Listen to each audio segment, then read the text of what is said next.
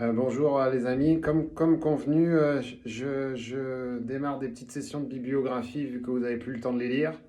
Là, je vous parle d'une lettre qui a été envoyée par une équipe américaine sur la viabilité du coronavirus. Donc, ce n'est pas un article, il n'a pas été sous review, mais c'est une lettre.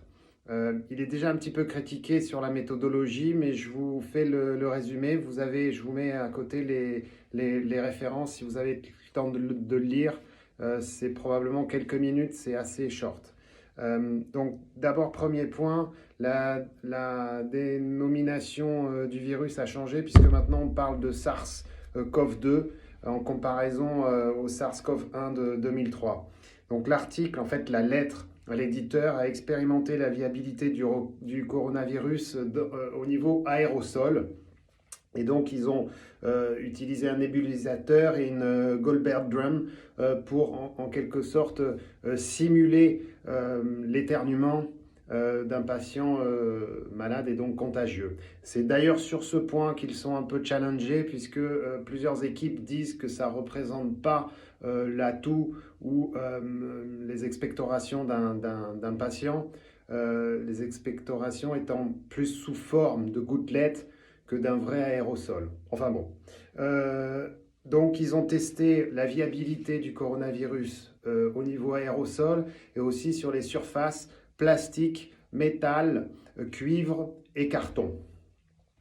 Alors, le premier point, c'est que la stabilité est identique entre les deux virus, entre le Covid-1 et le Covid-2. Le virus Covid-2 est resté viable dans l'aérosol pendant toute l'expérience, c'est-à-dire 3 heures. Les demi-vies des virus sont comparables, avec quand même une petite différence sur le carton et le cuivre, avec le Covid de l'époque 2003 qui dure plus longtemps en fait sur ces surfaces que le Covid-2.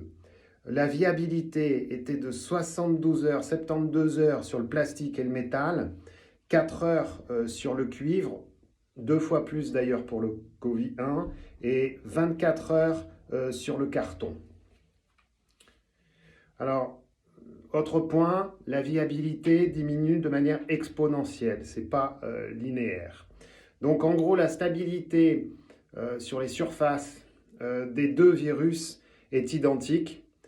Ils émettent une hypothèse sur le fait qu'il y a quand même une grosse différence épidémiologique entre les deux virus, avec le virus actuel qui semble être plus contagieux. C'est probablement d'après eux que la charge virale au niveau rhinopharyngé est plus élevée. Voilà pour cette note de bibliographie. Je vous mets les références. Il s'agit d'une équipe aux États-Unis. C'est Hamilton, Princeton, Haley qui signe cette lettre à l'éditeur. La conclusion est probablement il y a un petit doute sur la persistance du COV2 sur l'aérosol. Ça veut dire qu'il y a urgence à ce que les médecins aient des masques FPP2 pour gagner en étanchéité, même si cette notion est très controversée par la communauté scientifique sur le modèle d'étude qui ne correspond peut-être pas à un éternuement en fait.